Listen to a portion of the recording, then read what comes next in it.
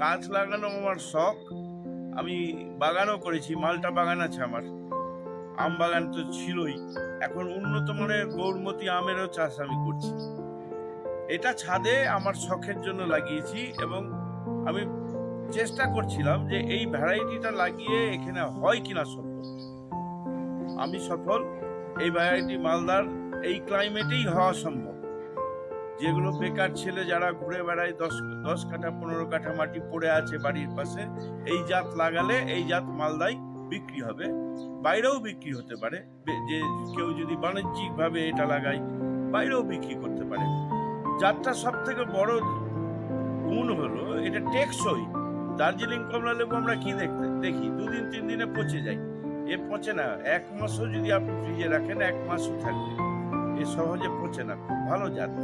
মানুষ যদি ইচ্ছে করে এই জাতটা চাষ করতে পারে। মালদার ক্লাইমেটে এটা সম্ভব। খেতে কেমন?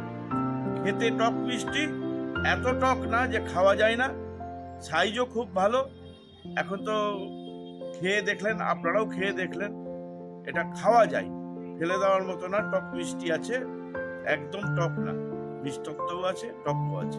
বাণিজ্যিক ক্ষেত্রে সাফল্য পাওয়া যেতে পারে? 100% পাওয়া যেতে পারে। সহজে পচে না, এটা একটা বড় গুণ এই কমলাটার। এবং সাইজও খুব ভালো, চামড়াও খুব কটা গাছ পাতলা। আছে আপনার? আমার 2টো গাছ আছে।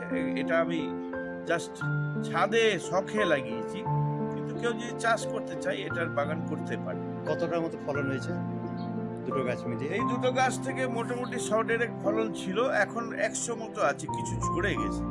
ওভার জল দেওয়ার জন্য, বেশি জল দেওয়ার জন্য ঝরে গেছে। আমি সবসময় দেখতে পারি না, কাজের মাসিরা জল দেয়, বেশি জল দেওয়াতে ঝরে গেছে। আপনার নাম? আমার নাম অতনু ঝা।